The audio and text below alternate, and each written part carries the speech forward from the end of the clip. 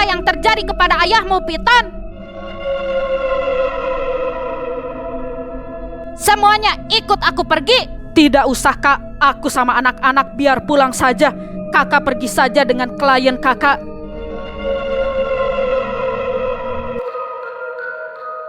Tidak, Suke. Ini ada hubungannya dengan Dahlan.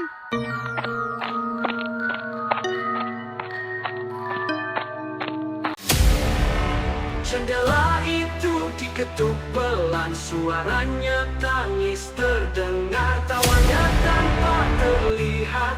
Aku merinding sendirian. Halo kamu yang tak terlihat, aku di sini, engkau di sana. Ini bukan sekedar animasi horor.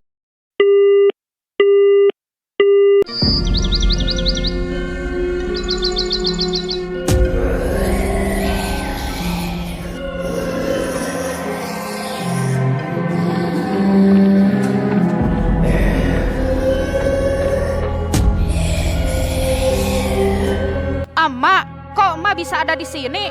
Amma sama siapa datang ke sini? Bentar. Tadi abang ini bilang tolongin ayah.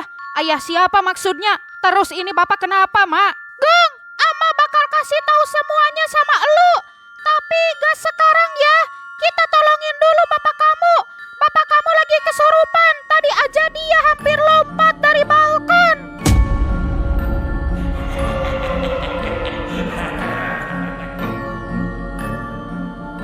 Ini pasti karena tumbalnya gagal. Memang bodoh sekali kamu, Dahlan.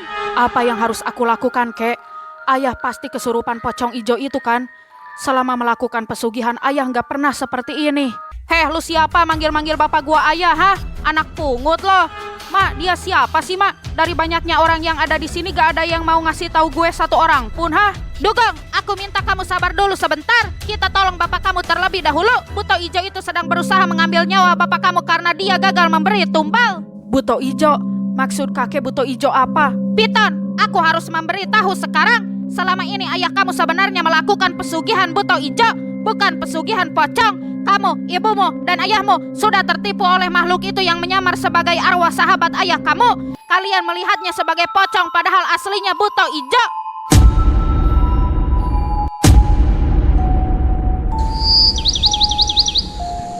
Kenapa bisa seperti itu, Kek? Kenapa kakek baru memberitahu kami sekarang?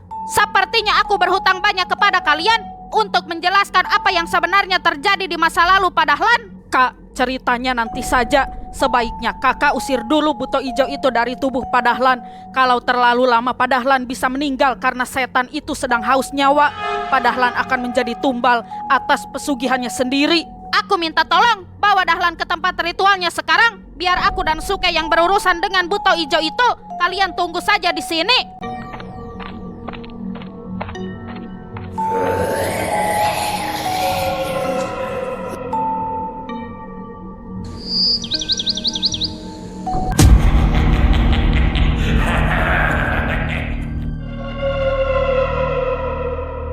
Keluar kamu dari tubuh dia, Buto Ijo. Kalian coba main-main denganku. Sudah aku bilang aku lapar, aku ingin nyawa, tapi kalian tidak menurutiku. Beri aku waktu, Buto. Aku akan mencarikan tumbal. Aku tidak percaya lagi kepada siapapun, termasuk kamu. Kesempatan kedua tidak akan datang lagi. Mencari tumbal nyawa itu sangat sulit, Buto. Aku mohon mengerti. Lagi pula Dahlan baru kali ini gagal dalam memberi tumbal. Selama ini dia selalu menuruti keinginanmu, kan? Aku tidak mau tahu. Inilah resikonya yang harus kalian tanggung. Jika ingin bekerja sama dengan bangsa kami, semua ada bayarannya.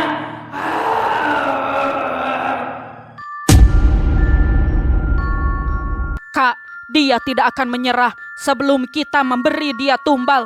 Tetapi sebenarnya dia juga tidak bisa mengambil nyawa Pak Dahlan begitu saja. Karena harus melalui prosesi penumbalan. Buto Ijo itu makhluk yang apa-apa harus ritual. Benar, Suke. Tidak ada pilihan lain. Kita harus mencari tumbal sekarang.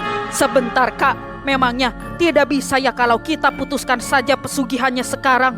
Bisa Suke, tapi kita harus memenuhi permintaan dia dulu. Kita harus memberi dia tumbal sebelum memutus pesugihannya. Tapi bagaimana kalau setelah sadar nanti Pak Dahlan tidak ingin berhenti melakukan pesugihan ini dan malah ingin melanjutkannya? Kita kembalikan kepada dia sendiri Suke. Bagaimanapun kita tidak bisa memaksa. Lebih baik sekarang kita cari tumbal saja supaya setan ini mau keluar dari tubuh Pak Dahlan.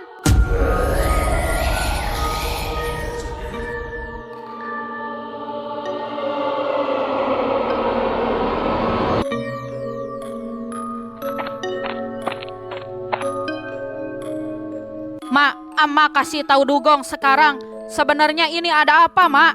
Ini rumah siapa? Kenapa Emak ada di sini? Mereka itu siapa sih, Mak?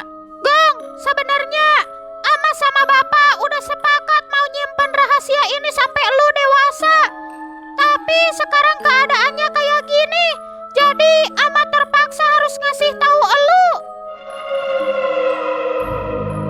Gong, sebenarnya kita ini bukan satu-satunya keluarga yang Bapak lu punya. Bapak lu di Jakarta juga punya anak dan istri. Itu namanya Ibu Tessa, istri pertama Bapak lu. Dan itu Piton, anaknya. Jadi dia itu abang lu, Gong.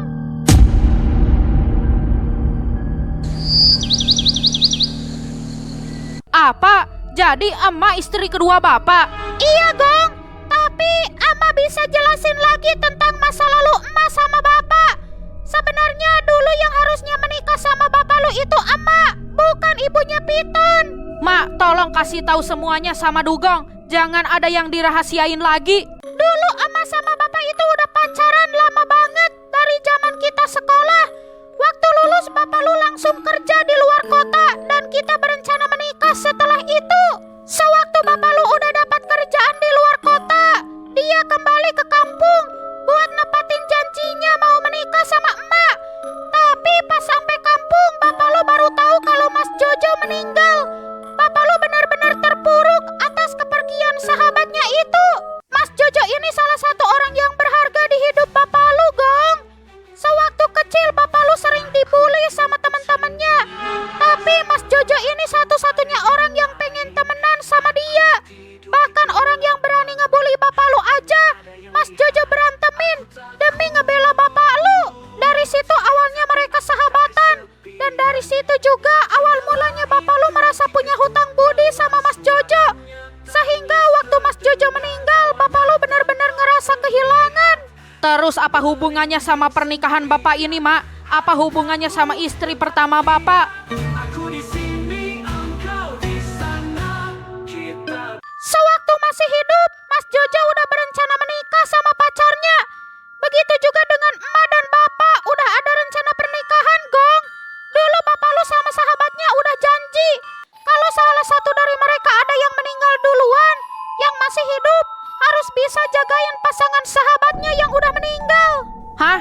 Jadi Bapak nikahin calon istrinya Mas Jojo itu, Mak? Jadi istri pertama Bapak itu dulunya pacar sahabatnya Bapak? Iya, Gong. Bapak lu nikah sama ibunya Piton karena terikat janji sama Mas Jojo, bukan karena keinginan dia sendiri. Tapi kenapa Bapak nggak nikahin emak duluan? Kenapa emak mau jadi istri Bapak yang kedua? Gong, tadinya juga begitu. Bapak mau nikah sama emak dulu. Ama juga gak mau jadi istri kedua, Gong. Tapi apa, Mak? Ibunya Piton ternyata lagi hamil sewaktu Mas Jojo meninggal. Jadi si Piton-Piton itu bukan anak kandung Bapak. Dia anaknya sahabat Bapak yang udah meninggal itu. Iya, Gong. Bapak lo nikahin perempuan yang lagi hamil pada saat itu. Dia juga mau menjadi ayah untuk Piton yang pada saat itu ada di kandungan ibunya. Bapak lo mau bertanggung jawab meskipun itu bukan anak kandungnya sendiri.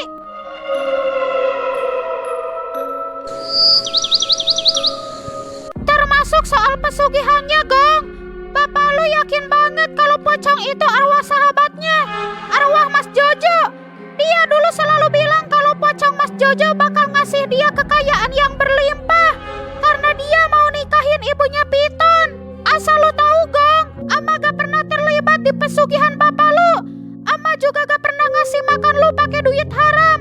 Semua yang masuk ke badan lu itu rezeki yang baik.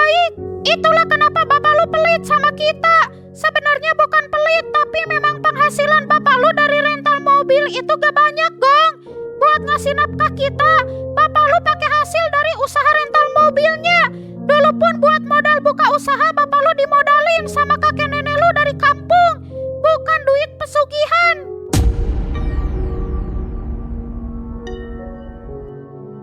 Ama kenapa gak bilang dari dulu aja sih?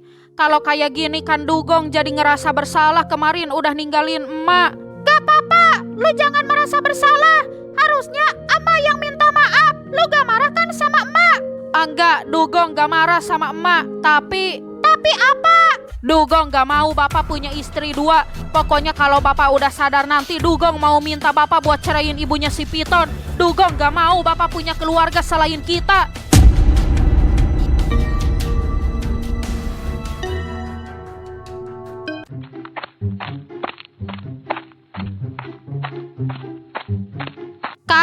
Kakak mau kemana? Jamal, ikut aku. Aku mau mencari seseorang untuk ditumbalkan. Kakak ngajak aku buat nyari tumbal. Enggak, aku gak mau. Aku gak sejahat itu ya, Kak. Jamal, kamu gak usah munafik. Orang tua kamu itu melakukan pesugihan. Mereka juga ngasih tumbal. Sekarang kalau Pak Dahlan gak ditolongin, dia bisa mati. Kamu mau sahabat kamu jadi anak yatim? Tapi bapak sama ibu kan tumbalnya ayam, Kak. Bukan manusia, beda sama pesugihan Om Dahlan. Ayam sama manusia, apa bedanya? Sama-sama makhluk bernyawa kan? Cepat ikut aku. Jangan bikin aku marah, Jamal. Iya, Kak, iya.